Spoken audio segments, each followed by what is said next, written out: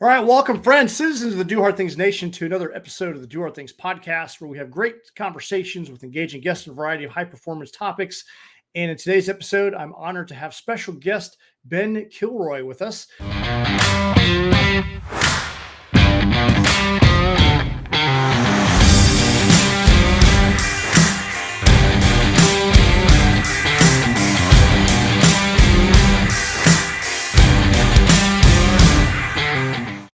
But before we get into today's conversation, just a few housekeeping notes. Please subscribe so you're notified of future episodes of the podcast. And if you haven't done so and you've gained any value, I just ask this of you as a personal favor. Please go over to Apple iTunes and leave us a review. I read all of them. They make a huge difference in the algorithm. So when people are looking for high performance topics or something about doing hard things or growth mindset, that this podcast will be one of the ones that pop up, because there's no doubt in the sea of podcasts out there, I think that we're doing something pretty unique and special out there. So if you could please do me a favor, let me know. I would greatly appreciate it. And share with two of your friends. Take a screenshot of this, tag me in it, share it with a couple of your friends. And I always love to hear if you have had any insights or just like that aha moment, like, you know what, that was a really good story. That was a really good analogy, or I really appreciate that guest.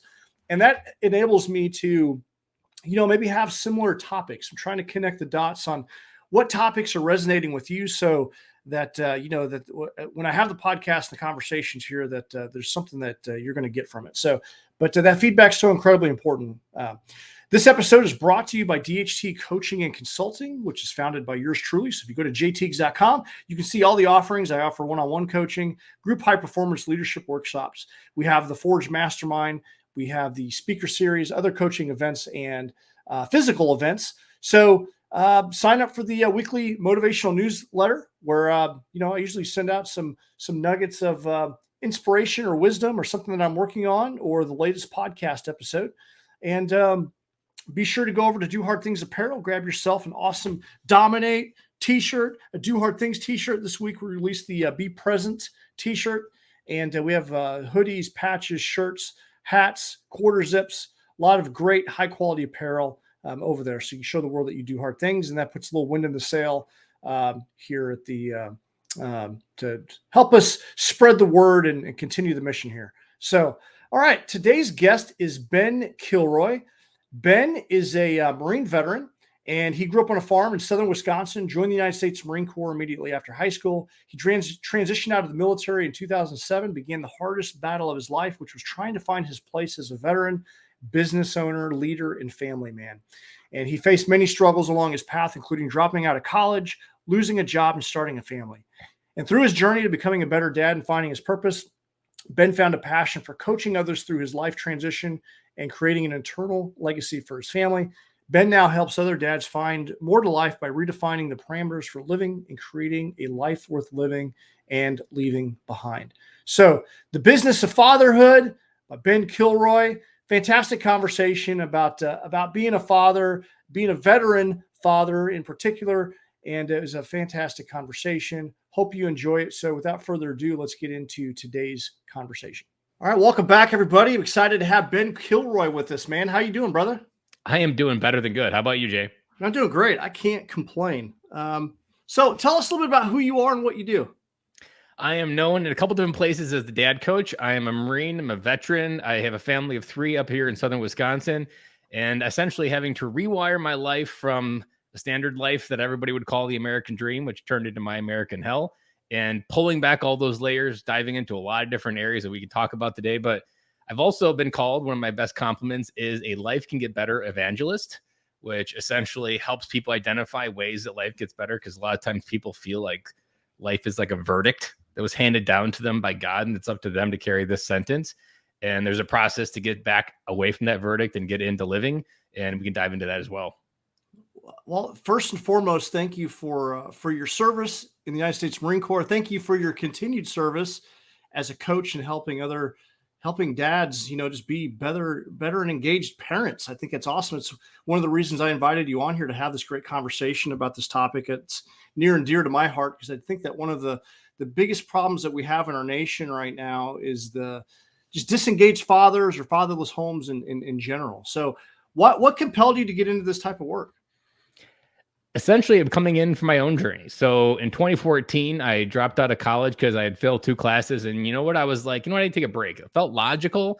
But then the moment I turned it off, I was like, you know what? That was supposed to be my grass gets greener moment on the other side. And so from that moment to pretty much now, that was in 2014 to now in 2022, it's been rewiring my life, finding my purpose as a dad. I remember looking in my daughter's eyes when she was 2 at the time, when in 2014, and thinking like, I'm expected to take you into your life. I can't even do it for myself. Who am I to think that I can help you grow into an adult when I still struggle as an adult? And I was turning 30 at the time. So, like, these ideas of being finished, that you're supposed to be done, you're supposed to have the code to turn the lights on and turn this adulting thing on, and not having it go and blue screening most of the time, like, that's where I was. So, I got into this because I had to redefine my own dad journey and figure out what it meant for me. And then now I help other people figure out how to identify it for them. Yeah, I remember the day that I found out we were having triplets. They're the only kids that I have, but I have 3 of them, and they came all at once. And I wasn't quite prepared for that. I didn't even know that I wanted to have kids, but lo and behold, the universe has a surprise in store for all of us. And you were going to do it hard right from the beginning with 3 times. Go big or go home. I mean, if we're not doing hard things, what are we doing around here, right? So everything's a challenge in my life. So God's got jokes, and that's what He blessed me with. And I tell you what, at the time I was terrified, and just like so many parents, I think that you think that you're going to get ready. Like, when's the right time? You hear that conversation with young couples, like, oh, we're waiting for the right time. We're getting everything. There is no like getting ready in right time. It's never going to be the opportune time, in my opinion, I think. And so I think it's, I think that you just kind of have to go with it. I tell you what, when I learned that that was the wake up call for me personally. Like, okay, I need to take things far more serious and get my life together. But I still feel like, even as they're teenagers now, I still feel like I'm still trying to figure out life. So how many, I guess let's start off with tell us about being a dad. Like, how many kids do you have? And I got 3 young kids. So all under, well, they're 10 and under now. My oldest is 10. So I have 2 girls on the outside and a boy in the middle. So my oldest, Sophia, is 10. My middle son is Dylan, who's turning 8 in August. And my daughter, time of this recording today on June 21st, just turned 6.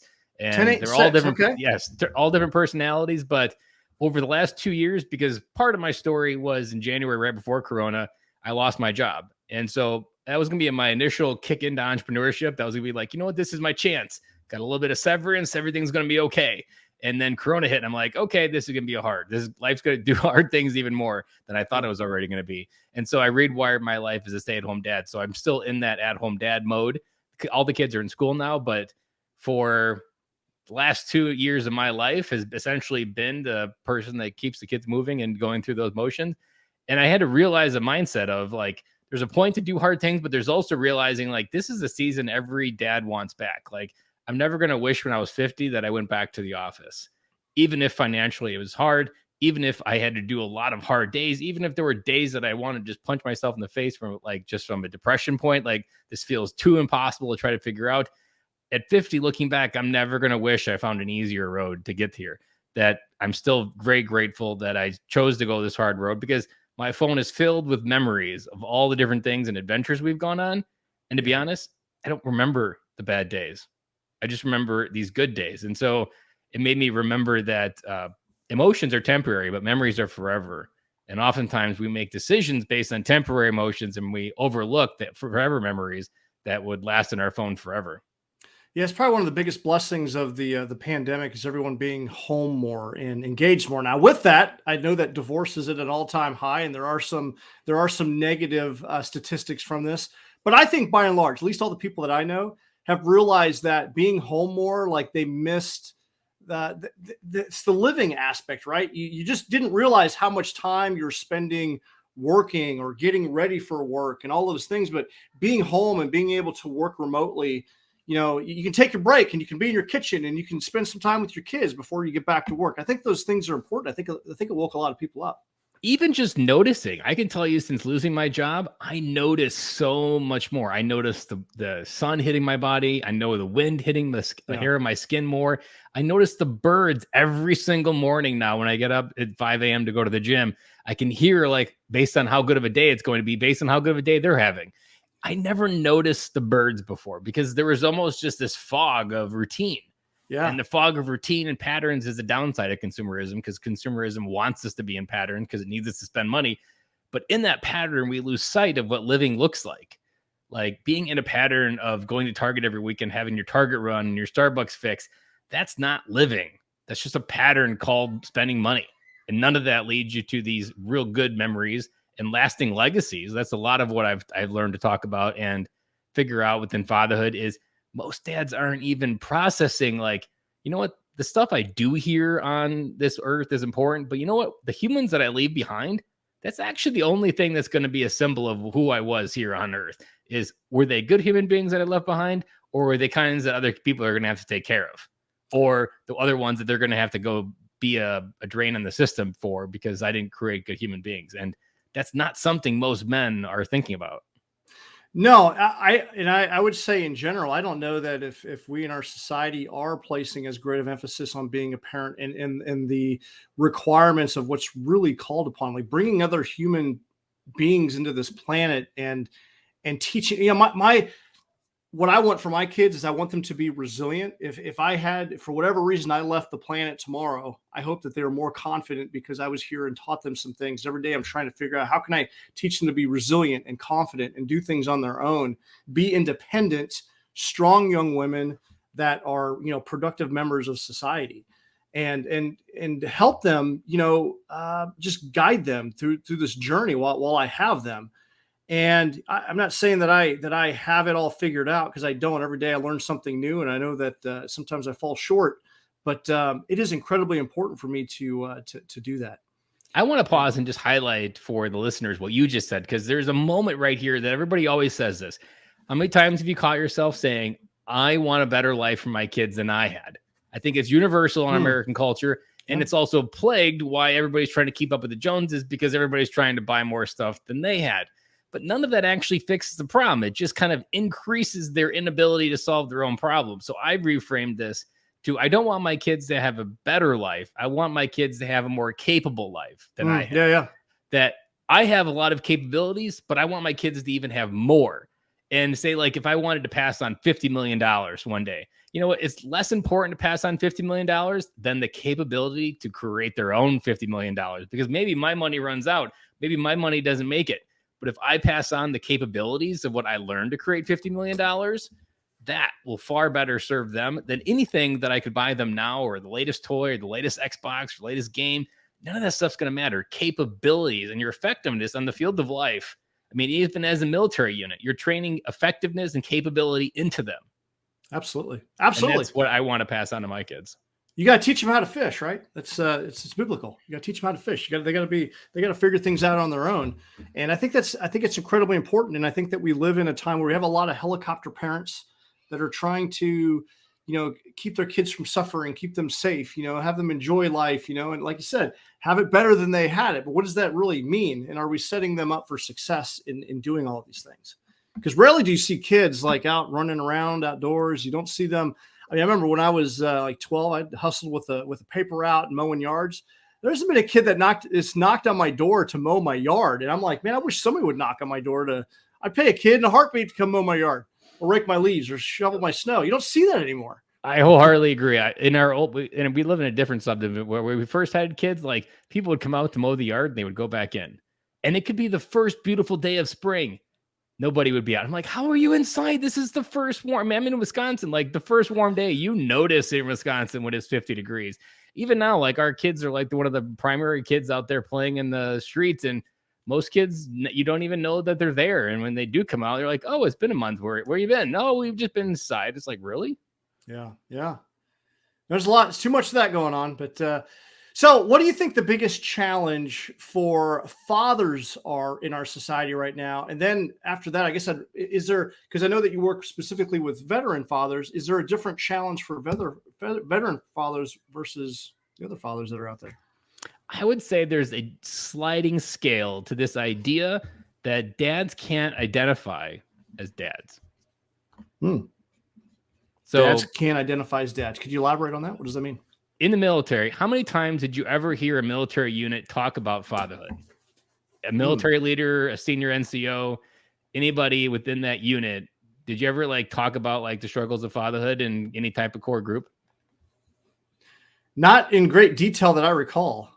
So mostly, and this really works in the military, and that's why I said it's a sliding scale outwards. In the military, there's a joke in the Marine Corps that if they wanted you to have a family, they would have issued you one. They didn't issue you one, so most of the times they ignore it and then make you figure out how to deal with it.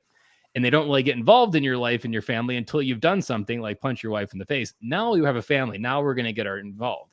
Yeah. So there's this like anti-psychological safety that you could have a massive dad problem, massive marriage problem at home. But once you walk through those unit doors, it's at the door. You can't acknowledge that life happens outside. And while we're not at war, you still have to pretend that that part doesn't exist. And I just have to ignore it, suck it up, and be a soldier, be a Marine, be an airman. All of these different things, like we can't identify in a unit, walk into our senior and like, you know what? I need help. I've had a bad dad day and I don't know what to do. Like that title isn't one that's encouraged to be worn by a dad in these other environments. For mothers, I believe it's wholeheartedly acceptable. Most moms understand it. Most women in the corporate place, women in the military, there's just this okayness because they all get it. But for a dad, there's this initial conditioning. You don't have a chance to get it because we're told like your role is here and your family is secondary. And it's that division sliding up to corporate world that just, there isn't this place where a dad can choose to be a dad. And I see it all over the place in different groups and different environments. And I was just talking to a military dad who's done 20 years in the military. He was on his way out and we were talking about what he was asking for some transition advice. And he had this plan. He was looking for a job. He wanted to write a book. He wanted to do all these things. He wanted to volunteer for the Boy Scouts and give more time to the Boy Scouts. We talked for 40 minutes. And I asked him, I'm like, can I ask you a bold question? Why haven't you mentioned your two sons who were like 17 and 14? You haven't mentioned anything that you want to do with them on the other side of transition. And he's like, I don't know, but you're right. And it hit him like a 2-ton wrecking ball that he planned his entire transition plan and never incorporated these two human beings that he's brought into the world that are at the most crucial time in their life to be entering into manhood. And he didn't incorporate, like, you know what? I've been gone for a while. I've been gone and deployed. You know what? I should go back and pay some of that interest and time back on the credit card that I borrowed when I was away and really take this time while I have a pension. And even just like, you know what? I'm going to take 3 years off and I'm just going to be dad. I'm going to catch up. That thought wasn't even one that was in the list of things he was thinking about. It was, and the fact that he wanted to volunteer for the Boy Scouts, I'm like, why would you want to volunteer for the Boy Scouts before volunteering time with your kids? That moment, I mean, I think that was a fairly normal, but I'm sure there's much even more severe where there's some people in the military where they don't even get a chance to know their kids until their kids join the military because they've been such a career-focused person that they don't know how to have a conversation with them until they speak the same language. And at that point, they almost have like where the son's going because his dad told him to, and there's probably a bunch of resentment and they're not going to have a relationship anyhow.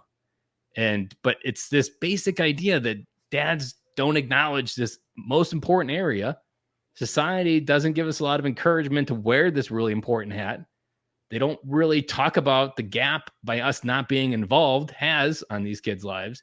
And by the way, they reward us with more money, more status, more salary for diving into the work instead of diving into the kids.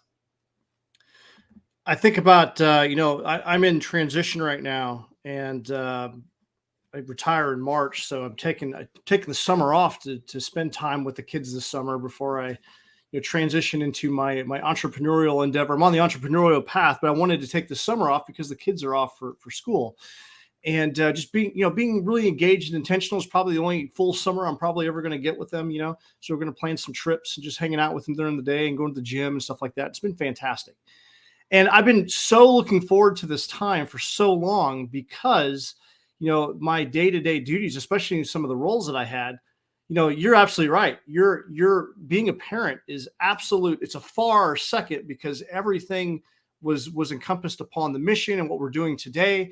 And I'll tell you, when I was like in command of Bolic or some of the other, the units I was in, we had some early days. We'd start at 4 or 5 o'clock in the morning and you wouldn't get home till 6 or 7 at night.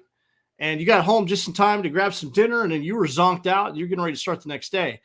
And it sucked. It sucked because I wanted to be there with my family, but the mission required me to get focused and get back, I felt like I missed out on a lot of my kids' life because of that. And I felt guilty because I wasn't able to attend some things, and you're absolutely right. I think for a lot of veteran fathers, or, even mothers, they have to sacrifice time.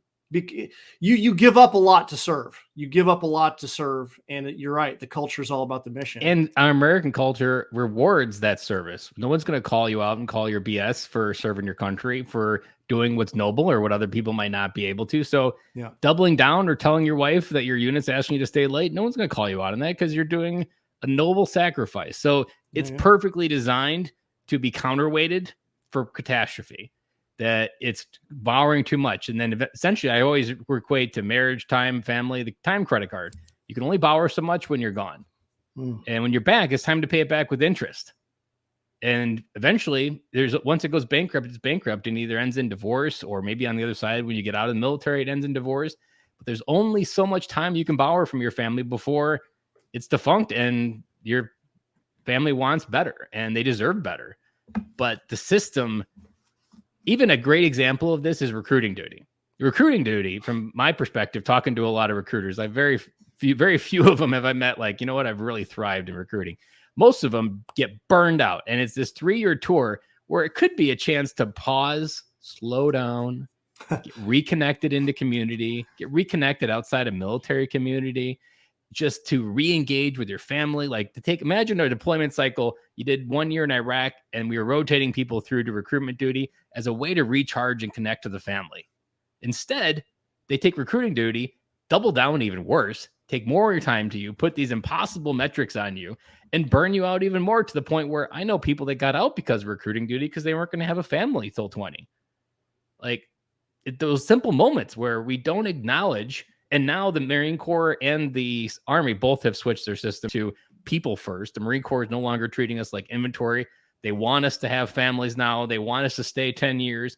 So even them, after 275 years or whatever it is, like now realize, you know what? We can't just treat these people like inventory. They are human beings. They have families. They need to be integrated.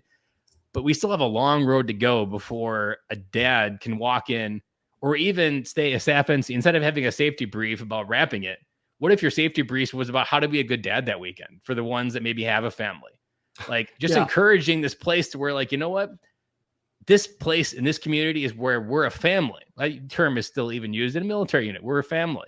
Well, why don't we act like this cohesive family of all the people that make this unit work? Instead, we have to segregate it, and we can't own these most important titles. It's not just being United States Marine. Dad, it sits above being United States Marine for me, but that's one title that most Marines don't get to wear, and we're encouraged not to wear it because the Marine Corps rewards all the other things that make you dive into the drug that is purpose and military service.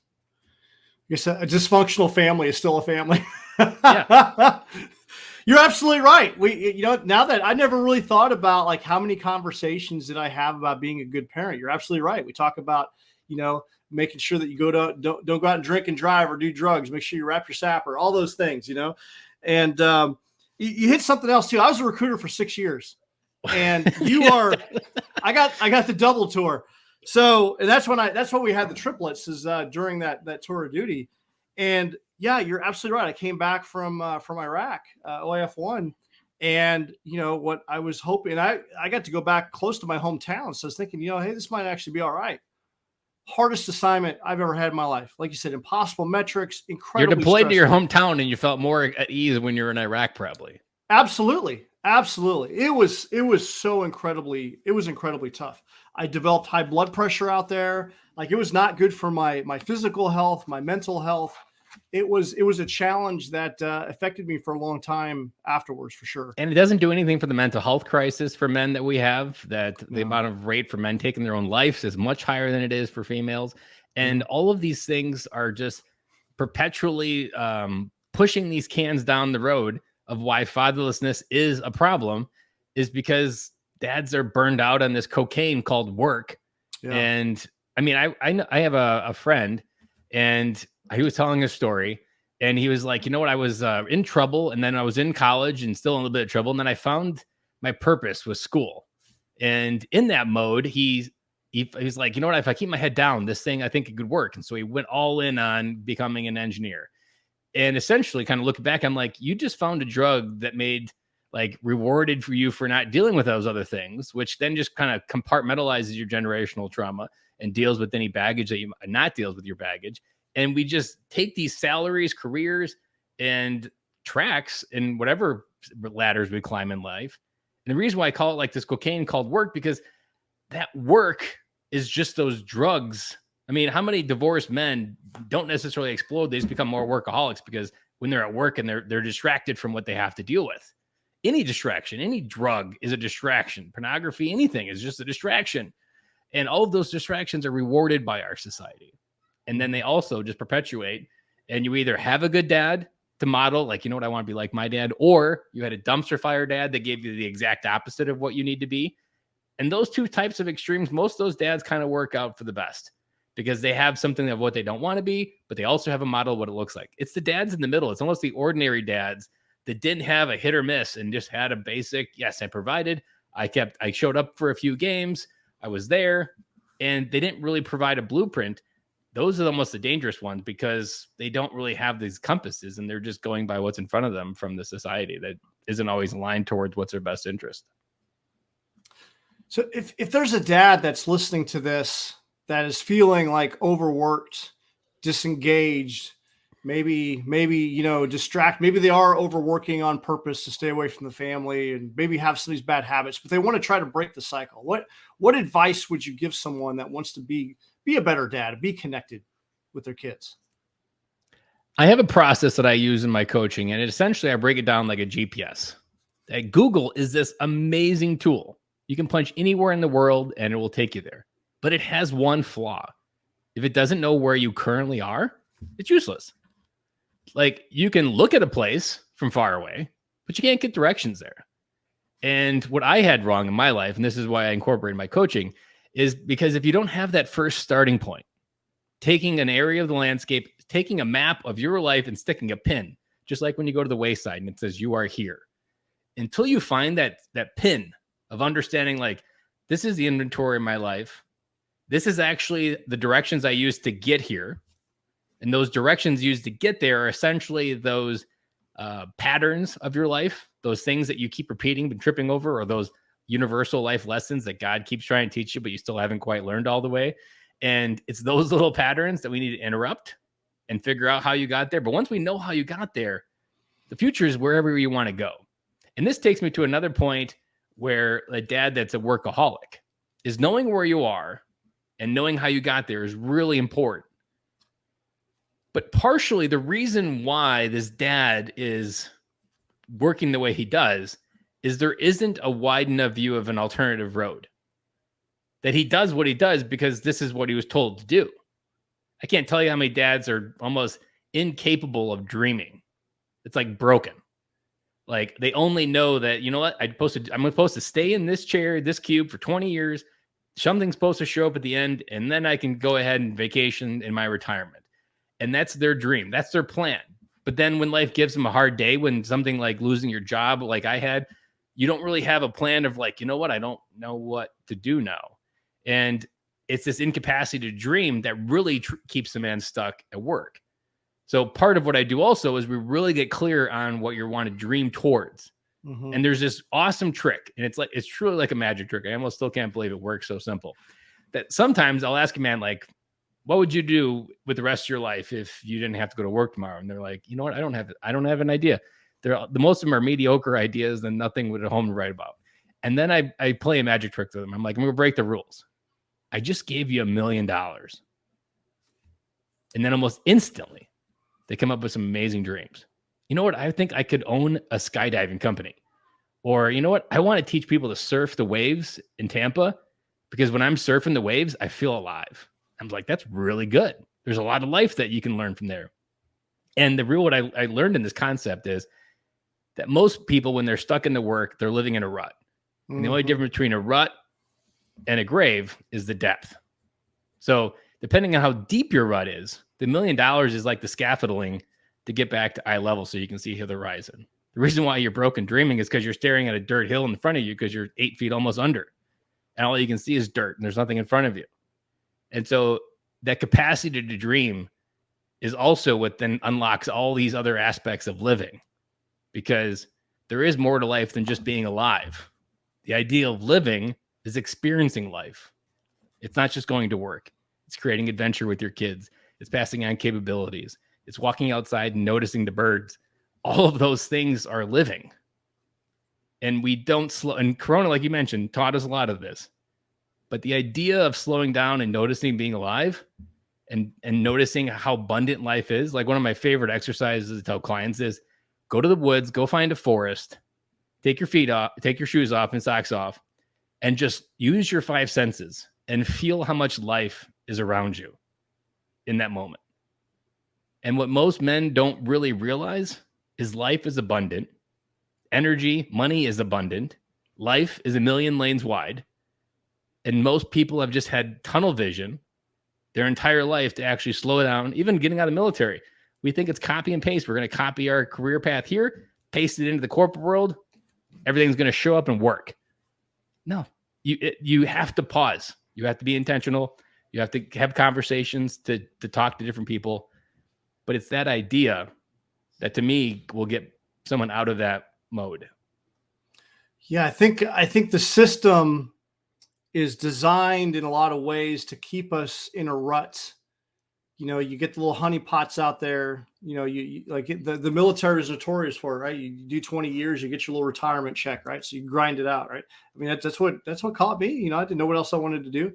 It's that way in the corporate world Might as well, for lack of a better idea. Yeah. I mean, what else? I did like, what else am I going to do? Go work in corporate America? Hell, you know, at least I know what I'm getting here. And, you know, so a lot of people stayed that route. And I think you're absolutely right. We get caught up in these ruts. You know, a lot of people, they get the boat, they get the RV, they get stuck because they make these financial things where they can't really break away from their job because they may have to take a pay cut and they can't afford to pay the note on some of these other toys. And they think that they're going to find happiness in these things and they don't. I mean, I fell for all that. I had a garage full of toys and stuff, and it wasn't very fulfilling. And it was absolutely a trap, if you will. And you get stuck in that rut. And there's an Instagram right. reel of George Clooney going around that I often see a lot. That he's often saying, "How much did they pay you to give up on your dreams?" That's powerful. And there's a lot of people that do that. I think you're right. I think a lot of people have lost sight of their vision, and they forgot how to dream big, and they just maybe have lost hope, and they just kind of get stuck in the day to day. They can't see the forest from the trees. And you talk about doing hard things, as your podcast is called Doing Hard Things. Yeah. And you mentioned hope there. It reminded me, part of what I had to learn in my story is that you can't outsource your hope. It's not someone else's responsibility to make you happy. It's not some next purchase. It's not your manager. It's not a director. It's not executive's job to make you happy. You are responsible for your own hope and your own dreams. Yeah. But if your hope in the future is strong, the power in the present to get through hard things is really strong. The reason why hard things really sucks in the moment, it's because you don't have any hope or faith that it's going to get better. Yeah. Right now, I'm in this unique spot where I truly believe my best days are ahead of me, and I have faith it works out better than I currently even can imagine. I have really big dreams, but I actually believe that the dreams I have aren't even close to the quality and the size and the fruitfulness of what they're going to come through. And there's this moment in our life where we get to a point where we have more faith that the future is brighter than the past.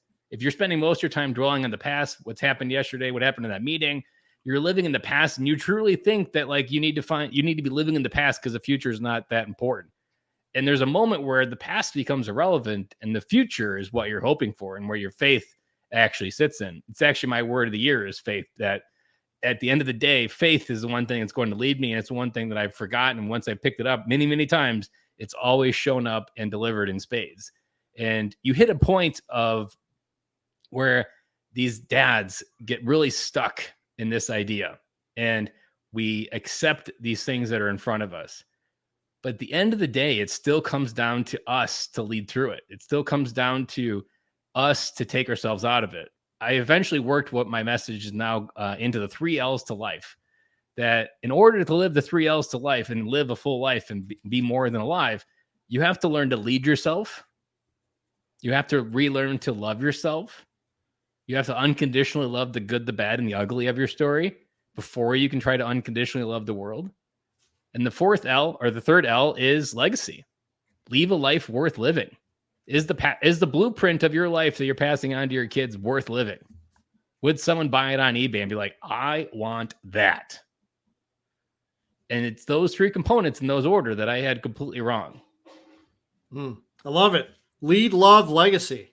You mentioned, hope is not a course of action. You do need to have a compelling, optimistic future, but it takes action to execute, and no one is coming to save you. Now, the good news is, despite of all the environment that we're currently in, we still do live in an incredibly abundant nation where you can literally do nearly anything that you want. Now, it's going to take some work, and even starting a business, there's challenges, but you can create, you can design your own life, and you have that ability here. And so many people just get caught up in the 9 to 5, the day-to-day, like the matrix, if you will. And there's no way out. They don't see a way out. They don't see that they can create their own life, but they're not as stuck as they think they are. They're not as stuck as they think. And they're generally stuck based on a set of rules that someone else just made up and that person decided to follow. Like, I think Steve Jobs has famously said that, like, the world's made up of a bunch of rules that put people in boxes. And then once you realize one day that those people that made those boxes and rules are just like you, and that you have a choice just like they did to follow them, create new rules. And those rules are not meant to be defined to your life. You have the ability to live your life uniquely designed for you. And even the idea that you have to get a job, you have to live under this corporate umbrella, that's a rule that I still fight every day in my mind because it's how I was programmed. The idea that you need to be in the military, the idea that you need to do your 20, the idea that you're crazy for not doing your 20. All these things, they're just, and there's another component to all of this is any person begins to do hard things. Let's dive into some real talk here. As you begin to do hard things, there's going to be real people that show up in your life telling you to do easy things. They're going to tell you, go back, do not go down that road. And now they're not doing it for your best interest either. They're doing it because if you actually walk that road, you invalidate their entire life, especially if anybody over 40 probably. That if you do something that defies every rule of logic that they define their life by, it's like a crab in the buckets analogy where there's a crab trying to crawl out of a bucket, the other crabs pull it back. As you begin to do hard things, you need to realize that it's not just about the resistance from figuring out to launch your business. Some of the resistance is from the people that you thought were the people that were supporting you the most. And realize, and parents are a great example. Parents want to keep you safe. And safe is the last thing that defines being alive. And safe is not how you go out and find your passion, live your purpose. Safe is how you end up in a dead-end job when you're 50 and wondering how you got here. Yeah. And you can't see your feet. And like, you've just been like, wow, that was fast. How did we get here? You live safe because that's what people tell you to do. But doing hard things requires you to go outside that safety zone. It requires you to go out past the wire. And when you're out there realizing that this is something that I'm sure you've ran into as well, like in natural experiences, fear is the first thing that usually shows up anytime you're outside the wire. The most conscious thought you need to have with fear is understanding that when you think about fear, ask yourself, is there a bear, is there a lion, or a tiger on the other side of this thing that I'm afraid of? If there's not, your brain's just wired for survival and it just sees growth through this thing. Mm-hmm. And I actually measure it. The more something scares me, generally, the more it's going to change my life, as long as I'm not going to die from it. I take it as like, you know what? That's my brain telling me to keep the thermostat the same. It's worried. And when it's worried, it's just no different than when I left the cave for the first time 2 million years ago. It didn't want to leave the cave because it was safe in the cave. And so realizing as you begin to do hard things, your mind's going to show up as fear. That fear is an indicator. Get excited. I use it like a compass on my needle. When that needle hits the fear and I feel it, and I'm like, I'm going in the right direction. Yeah, you've alluded to, kind of skirting around without calling it what it is. It's really having a fixed mindset versus a growth mindset. That fixed mindset is what's going to keep you engaged in those rules that have been set out for us. It's what's going to, when you have a fixed mindset, you don't embrace failure. when you have a fixed mindset, you don't think that that there's opportunities and that you can grow into something else and do something else. You stay mired and stuck in that rut. Where if you have a growth mindset, and I truly believe that you can break free from a fixed mindset into a growth mindset, but you feel that there's abundance, that you can learn and skill up, and that failure is actually a good thing for you. And that's what we talk about doing hard things, is like getting out of your comfort zone and embracing these things and developing confidence and skill. And the more that you do that, the more opportunities you're going to see that are available to you to live, life to your fullest potential.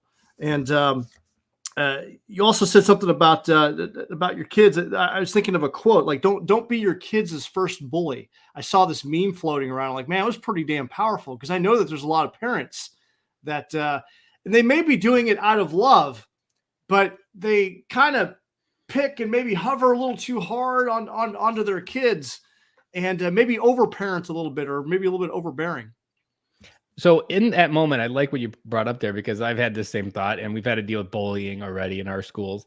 And there's a couple thoughts at anchor. Like, if you go to teacher conferences and you have good human beings and your kids are well loved in class, know that they're going to end up generally in the right direction. And also know that the world is a pretty cruel place. It can be very vindictive, especially when you're younger, when they're trying to fight for their social status. Think of it, your high school and middle school careers, how much crap you went through.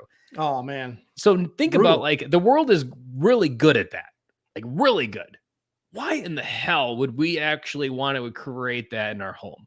Why not let our home be the one place that they do feel safe, that they don't have to worry about being perfect, that they don't have to worry about following every single direction. Now, there is a lot of chaos in our house. There is a lot of things that we're working on in our house. So this house isn't necessarily perfect, but I can tell you, my error is always that this is where they feel safe. If this is where they're going to have a level 10 meltdown, I want it to be here. Because from my evidence so far, when they go out in the real world, they're good human beings.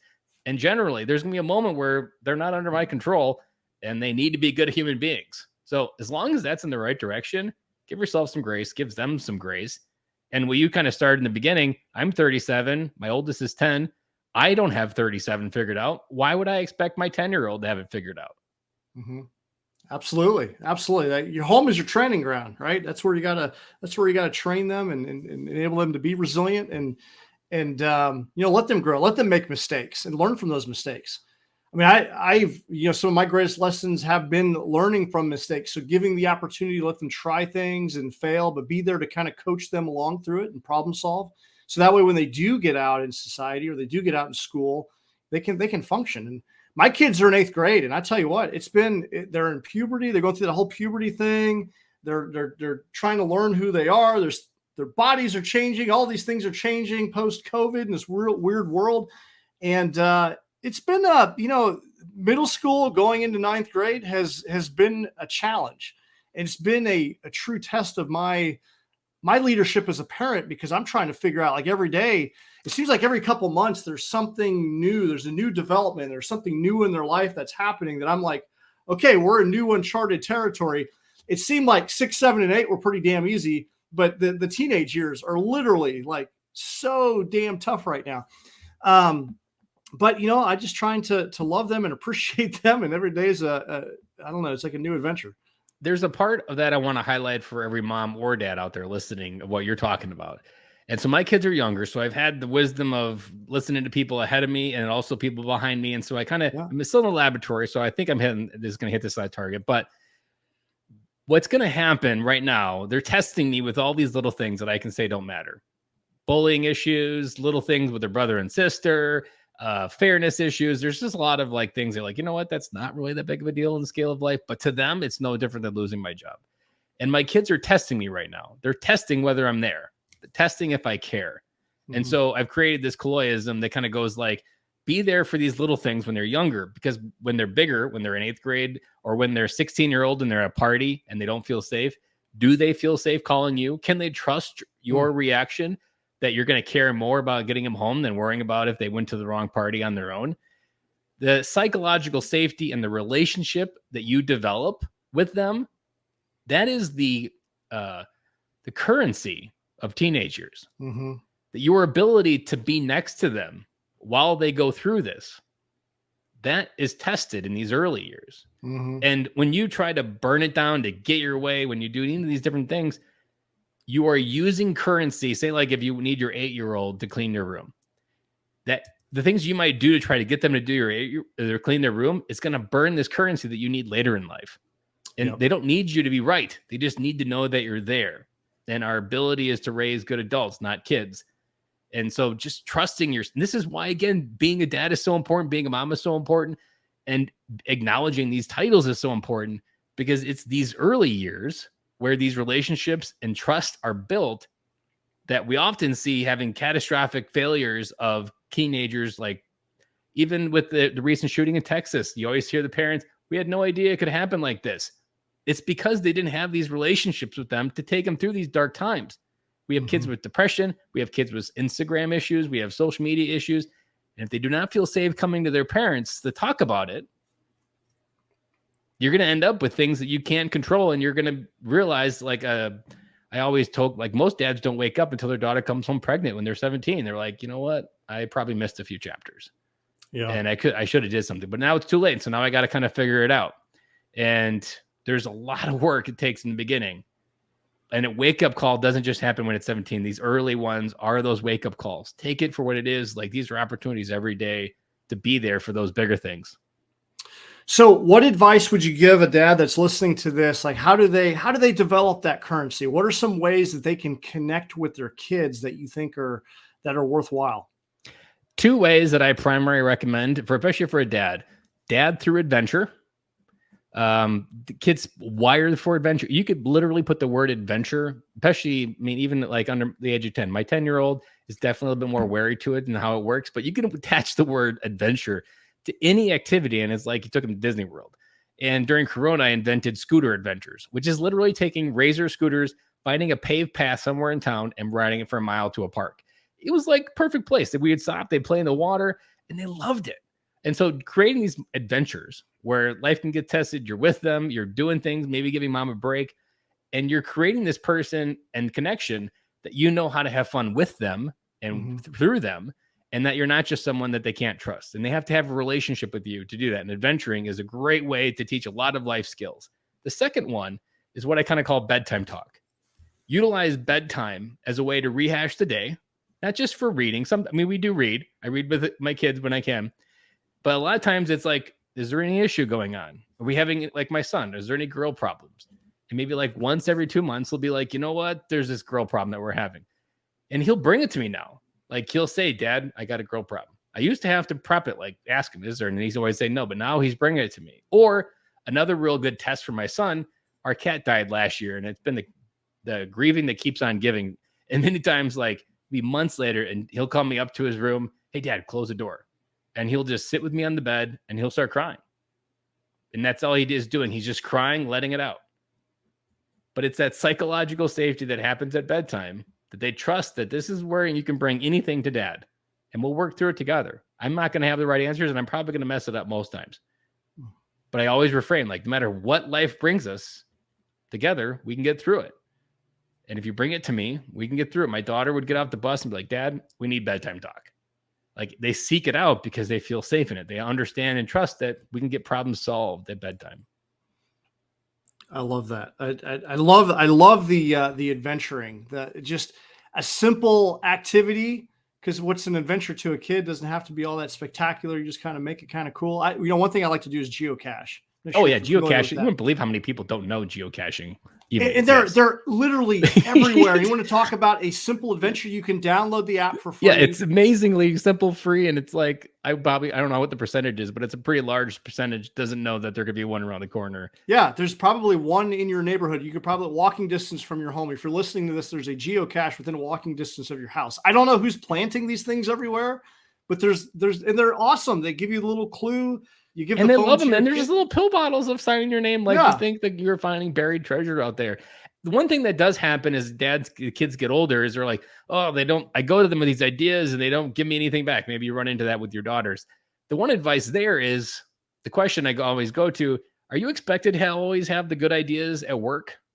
And most people would say, no, it's a team effort. Why don't you make it a team effort for adventure? And I always reframe it as give the kids the keys to the bus. Let them design. Give them 3 options. Or say like, hey, you know what? Dad's got a half a day coming up on Saturday. What do you guys want to do together? Let them plan it out. I know a friend of mine who actually, I think his kids are like 10, 7, and 5. He let the 2 oldest research a bunch of trips. They were going to Disney, Punta Cana, and like California Disney. And they did a whole bunch of research, and he let the kids decide. And they ended up going to Nickelodeon, Punta Cana, I think.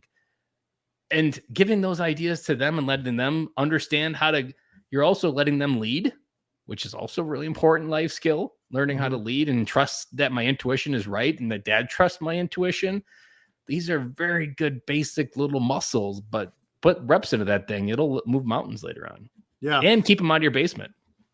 Yeah, we I keep telling my kids, they too, we don't want to be hanging out in the basement, when we're 18, 19, 20 years old, we want them to launch. We need them to launch. Just get them as independent as possible. Dad's got stuff he wants to do. You gotta go travel. Exactly. We've been putting these things on hold for a long time. And, which is also the reason, if anybody ever going back to the beginning, it's like, how do you know when it's time? Well, the question is, if I told you to put your life on pause for 20, 30 years, do you feel like you've lived enough before doing that? That's the question you really need to ask before you're having kids, because it is a long desert of waiting before you can get back to like, you know what, honey, we're going to go away for 2 weeks or something. Like, it's a long period of waiting once those babies. And then if you have more, they just keep duplicating. The timer keeps resetting. Timer keeps resetting. I just had some friends of mine are about my age. They just had some newborns. I'm like, what are you guys doing? Like, what are you guys are going to be like? And you don't realize how hard of a hard reset that is until it's there. And it's like, what were we think? How did we think this was a good idea? And then you keep repeating it. It's this weird. When do you call it quits, man? You got to think long term. Like, what do you 20 years from now? Every time you do that, that's 18 years. You got to reset the clock on that. Exactly. And it's a long clock. To me, that's the most important question before you have kids is, and even like my advice for my kids would be like in that context is, living and finding the person you want to love with when they're in your 20s, like truly living, travel, break every rule. Don't follow any rules that society gives you in your 20s. Like truly live on the terms. I don't care if you're working from town to town, living in a Volkswagen, whatever living looks like, you need to experience life in a big way in your 20s. And then also, if you can do it with the person you want to spend the rest of your life with, that's a great breeding ground, whether it's going to work. Then once you feel like you've truly lived and seen the world, then you're ready to have kids. Yeah. Absolutely. I think a lot of people need to have some adventure in their life and figure themselves out. And it's a simple word, but it's a big recipe for just experiencing life on a big way, and also a very simplistic way. The simplest adventures have the most squeeze when I go do them with the kids. Yeah. Now you talk a lot about the influence that parents have, like, and a lot of parents don't realize how much influence that they have over their kids. But could you speak to that? Because sometimes I feel like it's very difficult to influence my kids to make their bed or do some of the basic things. So sometimes I feel like I don't have any influence over my kids. So what are your thoughts about being a parent and influence? So there's a couple of, and influence is a nice word that sounds right in the beginning. But one of my mentors on this topic, Hal Rungel, who wrote Scream Free Parenting, which at any stage of parenting I recommend, because to me it's the best manual on parenting because it actually has nothing to do with kids. And the entire book is written for us because parenting is less about kids and more to do about parents. And essentially it comes down to a couple different teachings that he has, is that we are not responsible for our kids, nor will we ever be responsible for them. But we do always have a responsibility to them to be the best damn version of what a human being looks like. So when you talk about influence, the only true influence you have is by being the billboard. That billboarding it is the only true influence you want them to have, because if you're accepting responsibility for them, you are taking responsibility from them. So anything that you take responsibility for them in their life, you are taking the responsibility from them for them having to figure it out. And it's that responsibility that we take from them that prevents them from growing up. It's that it creates immaturity in many ways. And so the best way to influence, and it's also really hard because you have to watch your kids fail. You have to watch your kids stumble. But you also have to know you only get 18 years to create this incubator that prepares them for life in the real world. So the less responsibility that you can have, and it's like a sliding scale. The first 2 years, you do everything. And then the next 16 years, you spend trying to get them to do it themselves. And it's this weird phenomenon that happens. But the more you can do that, the more you can create these little experiments, money, house, organizing, life, to-dos, responsibilities, productivity, just getting stuff done, waking up on time, going to bed on time. All of these different things are preparing them for a moment when they have to make the choice themselves. Every decision comes back to, are we preparing them for the ability to make them themselves? Like screen time. My daughter's often watching TV on her iPad at night, and there's times where she'll ask for more time. And there's kind of this moment initially, I was like, it's probably she needs to get to bed. I was like, she needs to make her own bed. You know what? She's going to have more screen time and stay up another 15 minutes and feel how it feels in the morning.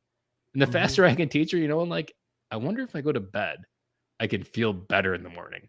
Yeah. If she can have that thought already, then she's already going to be prepared to accept the responsibility for doing it on her own, because I know I sucked at it as a human being. It took me probably 30 years to really, truly go to bed on time. And even now at 37, it's still not something I default to. So understanding how these choices have consequences, and to me, understanding that the only influence you have is your influence to be the best billboard of it to them. Yeah. So what I'm hearing is really role modeling the way is the number one thing that you can do through your actions, right? Correct. And it's also remaining calm, thinking of realizing that when your kids have a tantrum, they don't have some superpower that allows you to get pulled into them and start yelling.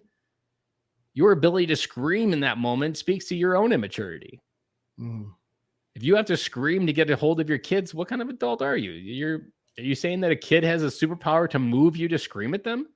And if they do, then there's a lot of work that you need to do to calm down, because I'm at the point where I've gotten to the growth point. Are you there? It looks like I lost you. I'm here. Can you hear me? Yeah, I got you now. Okay. You're back. I can be at the point where the house is like a level 10 burning down. And you know what? I'm just laughing in my head. You know what? This was just what life looks like right now. And letting them let those emotions go. Even my mindset is all emotions are safe unless they're hurting someone else. So if they're just having a meltdown or something, you know what? That's just what they need to let it flow through. And I remember a couple different times where my youngest is really where I've learned a lot from my oldest as well. But my youngest is where I've applied it. She'll be having a meltdown. And all I'll do, I won't say a single word. I'll just sit with her, rub her back, maybe hold her. And I'll look at her and be like, hey, let's take 2 deep breaths together. We take 2 deep breaths, get some air in there, close the lid in psychologically, and she calms down and gets back to where she needs to go. I don't have to say a single word. I don't yell. I'm modeling that to be cool, calm, and collective is your lid can flip, but you have this superpower called your breath to bring it back down. And that's something that I can't do by yelling. I model it. Yeah, that goes back to having psychological discipline and being able to control your emotions, and that's one of the reasons that them. Absolutely. That's why we do this growth mindset work. When I teach my clients some coaching, that's half of what we're talking about is how to basically have control over your emotions and your psychological willpower, whatever that is, because that's what we're really faced with. In the journey of growth, doing hard things, the battle is in the mind and the reality that you see it as. So absolutely. Growing up and calming down, that's 2 primary things that Hell talks about. And it's the basics of when parenting goes bad is when we've all even had the coworkers or even people in the military where you know what, that kid's acting like a child. Okay. Well, psychologically, he's reverting back to a psychological moment where maybe his dad yelled at him when he was 10. And every time someone triggers him, he goes back to a 10-year-old boy screaming, "Dad, don't hit me." Yeah. But he doesn't know that. Yeah. Well, what else? We're approaching an hour, so a couple more questions here. But what else do we need to know about parenting? Any other tips of advice about being an engaged dad or just parenting in general?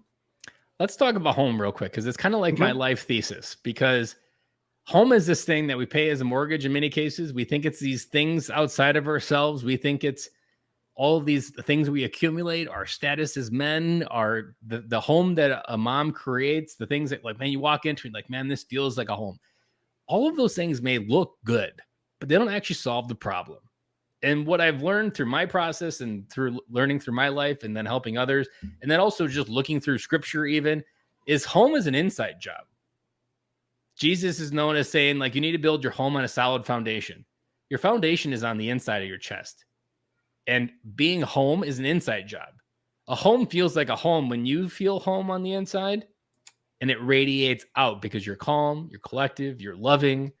You don't need something from the outside world because you validate yourself already. You're not going there all for the pursuit of these things. You're not going for the pursuit of all of these vices. You are already complete. Like whatever you get that day is bonus. When you get to that point, that feeling of home, and on the inside, that's that feeling that you can walk around anywhere and you're just at peace with where you are. And think of how many people never felt home. I can tell you when I tell people that over like even just Messenger, someone will be like, fuck, how'd you know?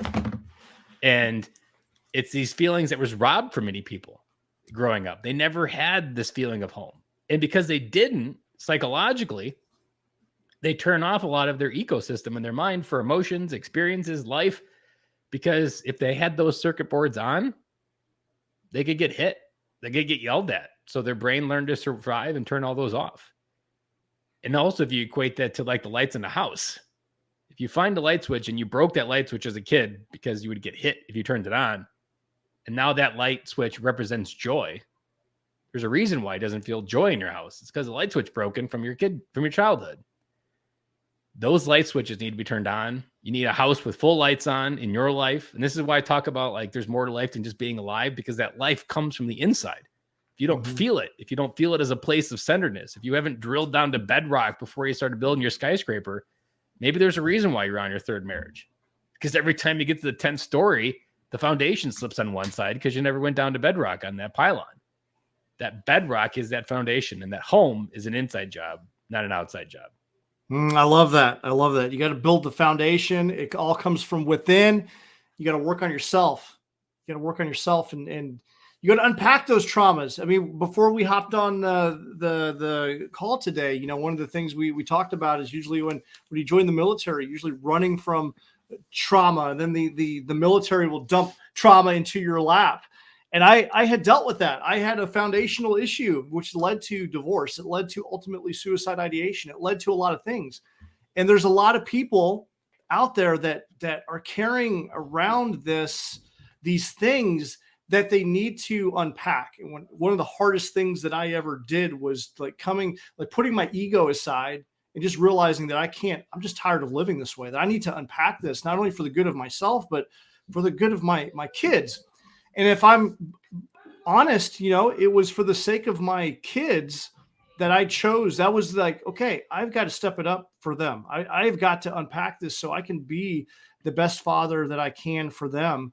And I had to put my ego aside and to address these things. And that's how you break the cycle even too. That's how you break the cycle. Yep. And if you don't realize it's on, this is why I tell people, like on the Google Maps analogy, if you don't know where you are, you're just going to be stuck in a roundabout from hell, like in the Truman Show. You take every exit and you end up right back where you started, and you can't figure out why. It's because you're psychologically stuck in these cycles and patterns that in the subconscious, they're the core programming. Like if you go to Inside Out, these core memories that are running different philosophies, and it's those core memories, it's core thinking that makes all the choices consciously, but you don't know it. And it takes someone with a good flashlight. And there's a really good analogy that why people like me do the kind of work, and why it's important to find people like me that have specialized in this kind of work, is there's a story about a man who worked on a boat engine in the Marines, not like in the Marines, the military, but like boats. And he retired, and this engine broke after he retired. And this company had like 5 technicians come in and try to fix it. None of them could do it. And they're like, you know, we got to call the retired guy in there. He comes in there with a hammer, taps twice in a certain spot, and the engine roars to life. And he sends him an invoice for $100,000. And they're like, oh, you're going to have to itemize that because we saw what you did, and it was not that really impressive. He sends him an invoice that says essentially, time to come in here with hammer, $1,000. Knowing exactly where to hit, $99,000. And that's often what most people are missing, is we don't have conversations like this in real life where people know exactly where to tap, that someone can tell me their story, and generally I can get a pretty good, accurate pinpoint. Like, you know what, that's where we need to tap. And then once you tap it, it's like that frequency hits and the glass breaks, and what's ever sitting in that cup starts flowing again. And it's fairly simple process, but we have to invite it into our life. We have to be open. We have to be ready. And you mentioned when you said, like, there's got to be a better way. Like, there is this idea that when you're holding on to this stuff, it gets really heavy. Mm-hmm. And Tony Robbins actually does a really good analogy where If you take a glass of water and hold it out from your hand and just keep holding it, every second you keep holding it gets heavier and heavier. And the moment you let it go after you can't do it anymore, you instantly feel better. If you've ever said like, man, I just got to get something off my chest and you feel better, it's the same thing. These things that we're holding on to are tension. There's a reason why we have heart issues, why we have heart attacks so early, because these tensions are in our body that don't feel like a muscle tensed, but we feel it because we're carrying it around. And I've had many moments where I've felt like a shift in my body after someone said something. I'm like, I feel like molecularly different because of what you just said. And it's like something vibrates in me that lets go of a story. And then I am a little bit lighter in that moment to keep living. Yeah, you let go of the story, you bless and release something, you gain a new insight or new perspective. It can fundamentally shift your life. And that's why I think coaching and being involved in mastermind groups and groups with growth-minded people are so incredibly important. And I wish that I would have gotten involved with them even sooner. And for those that are out there listening, I could not encourage you enough to, find a tribe of people, whether it be in a mastermind group or get a coach and get connected and have these conversations, because we're not having these conversations enough.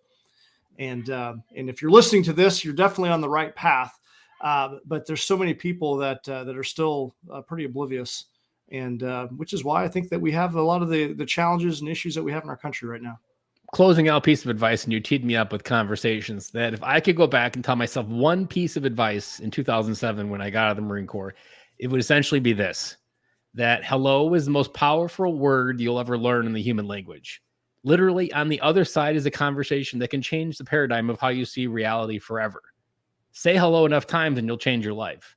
And most of us in transition don't feel like we have enough opportunity. We don't feel like we have enough choices to really make a good one. Well, say enough hello enough times, every hello creates a new opportunity. And on the other side of hello is someone that needs you, knows someone, or can create an idea that you're like, wow, I never thought of that. If you've ever said that, that comes on the other side of hello. So if you truly want to change your life in the most simplistic, free way, find ways to say hello to new, interesting people, and everyone will be an opportunity to change your life. I love it. I love it. Well, before we go, I always have a couple of high performance questions to ask my guests. What book have you gifted the most, or maybe the top couple books that maybe made the biggest impact in your life? From a business point of view, it's The Advantage by Patrick Lencioni.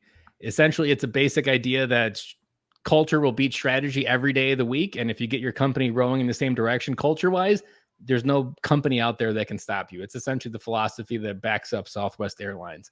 From a life point of view, Man's Search for Meaning really helped me understand a way for just at a deep level, within a deep set of pain, in kind of in the context of generational trauma, of like, how do you find hope inside a bottle of pain? And for Viktor Frankl being in the concentration camp, there's no better incubator. And on a faith category, Becoming a King by Morgan Schneider really helped me for the first time 2 years ago have a conversation with God. I've been a Catholic all my life, but after reading that book, I finally found a pathway to ask him questions and realize how to have a relationship. And so those three books were the ones that I would say have most influenced my life. It's funny. I think this is going to be podcast number 88 or 89, just right around the 90 mark. And I think that out of 80 of them, A Man's Search for Meaning has always come up in conversation. I wasn't even planning on talking about it today, but lo and behold, it comes back again. That's such a powerful book. So the other two I haven't read. I'll put those on my list and check them out. Morgan Schneider is a deep book on masculinity, and it's like divine creation. And it's a very non-denominational book. So it's got about faith in there, but a very little any denomination. So it doesn't really have any like categorically one way or the other. Awesome. High performance habit. Question number 2. What does your morning routine look like? I've had lots of mornings routine, lots of different seasons of them. The one that I'm loving now is I work out with a friend at the gym at 5 a.m. every morning. And one thing that I've done within my routine is I focus on less on getting to the gym. Like that needs to happen. But what I truly do, and it took me a long time to figure this out, to like motivate me or to get me the feeling to get to, is I get addicted to how I feel when my shirt's full of sweat. Yeah. So get addicted to the feeling on the other side. So whatever habit you're trying to do, like that feeling when you close a book, is like, man, I just finished that. Get addicted to how it feels on the other side of what you're doing. not of the feeling that you need to get out of bed, because no one's going to be addicted to that. You're always going to be able to convince yourself not to. But you know what? I value the feeling on the other side of working out, because every feeling after it throughout the day is 10 times better, because I started with a sweaty shirt and putting this physical work on my body and then realizing everything else is bonus. Absolutely. Here at Do Hard Things Nation, that's your sweat tax. You got to pay your sweat tax every day. And we talk about doing hard things. The H stands for your health and wellness. So getting up and moving the body every day is so incredibly important. It's definitely important to do that. Well, I always like to pass the mic off to my guest to ask me a question before we roll out. What question would you have for me? What was the hard thing that you wish you started doing sooner? The hard thing that I wish I would have started doing sooner, and it's not even that hard, but it's reading. I wish I would have picked up books way sooner, way sooner. And it's that little thing it's easy to do, but it's easier not to do kind of a thing. But man, there's been a couple of books that have just fundamentally just completely changed my perspective on how I do some things, or some different techniques or tactics that have really helped me out, being a better father, being a better leader. And it's just something I didn't start doing until I was probably like my mid-30s. And you know what the funny part is? With the military, they talk about like commandant's reading lists, all these recommended readings and different education things. Yeah. I never once was excited for any of that stuff. The only 2 books I read in my military service was the Da Vinci Code and maybe one other Dan Brown book. That was it. And now I'm addicted to it. And I think of like how much time I wasted not reading. And like, you think your learning is over when you graduate high school. I did forget one book that has been addictive. Like there's very few authors that I binge, but this one by Andy Andrews, I've binged a lot of his books already, and I'm still working because there's still quite a few more. But the first one, The Traveler's Gift, which is essentially this man who's 50 years old, who's at his wit's end, thinks life's going to end. He can't pay for the medical service for his daughter. And God sends him through time to meet 7 people to give him 7 pieces of unique advice to then go back into his life and design his future. And the book is brilliantly done. These people that he goes to visit are just time tested, like, wow. And I couldn't put it down. Like you finish a chapter and you're like, ooh, I got to figure out who he visited next. And so that book, if I would have went back and read it, that would have really helped me have more vision and also put those pieces together. And he also taught me perspective on this question, because there's a book called The Noticer, which is talking about perspective. And he says, you know what? We put a man on the moon before we put wheels on a suitcase. So never assume that you know what you need to know. Is that true? It's true. That is true. We carried suitcases in the airport before we decided, like after, the idea that we put a man all the way in the moon before we stopped carrying these things to the. And I'm thinking about old suitcases. You never see wheels on them, so I'm wondering. That's interesting. That's fascinating. Well, humans are so crazy. All the ideas are not always taken, because we spend a lot of energy to get to the moon, and we still overlooked wheels on a suitcase. I love it. Well, Ben, I appreciate you coming on today. Is there anything else we need to know before we call it a day? If you want to follow me, I'm on anywhere on social media, LinkedIn, Instagram. My website is benkilloy.com. All of my information, blog posts. If you want to have a conversation, you can reach out on benkilloy.com. There's a free Design Your Legacy call in the upper right-hand corner. Awesome. I'll put all the links in the show notes. Thank you so much, Ben, for coming on today and imparting some fantastic wisdom. It was a great conversation, and I appreciate what you do. I appreciate you, Jay, for the opportunity, and I'm positive this friendship is just getting started. Absolutely. Look forward to future collaboration opportunities. So for everyone else out there, keep doing hard things. We'll see you guys in the next episode.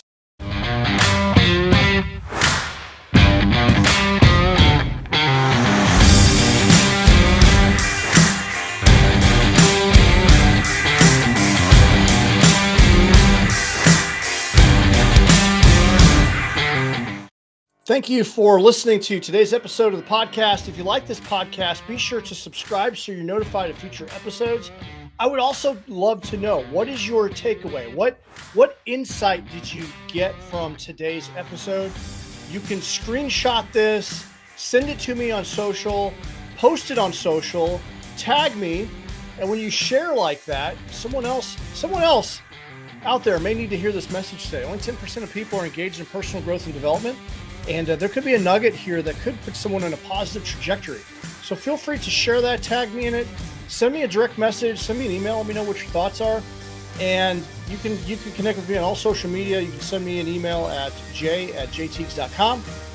take a moment, leave a review on iTunes. No matter if you're listening to Spotify or any other platform, like iTunes, I guess is the gold standard for reviews, and it really goes a long way for the algorithm for people searching for personal growth and development, and it helps us go a long way. It means a lot to me that you took a couple minutes to do them. I read through all of them, and it just feels good knowing that that this show is impactful. So if you gain any value, it just has that you do that. If you want to level up, you want to take the next step in your personal growth and development, you can go to jaytiegs.com, jaytiegs.com. We got a variety of options. We got one-on-one coaching, high performance coaching through the High Performance Institute, certified high performance coach. We've got a few different curriculums that I take people through. I also do group coaching. If you have an organization that needs a speaker or you want a live workshop, I can come in and deliver some training to you and your organization. We also have the exclusive Forge Mastermind group that is an elite community of like-minded people that are growing together. And we have a weekly call there, and we're going to be rolling out new content for that. And then also we got apparel. So the we've got go to dohardthingsapparel.com. Get you a Do Hard Things shirt. Show the world that you do hard things. We got hoodies over there. We got hats. We got stickers. We got patches. A variety of different things, and we got a variety of different models coming out. So you can show the world that you do hard things, and you can go over there and support us that way. That'd be great. So in the meantime, thank you so much for listening. Keep doing hard things. We'll see you guys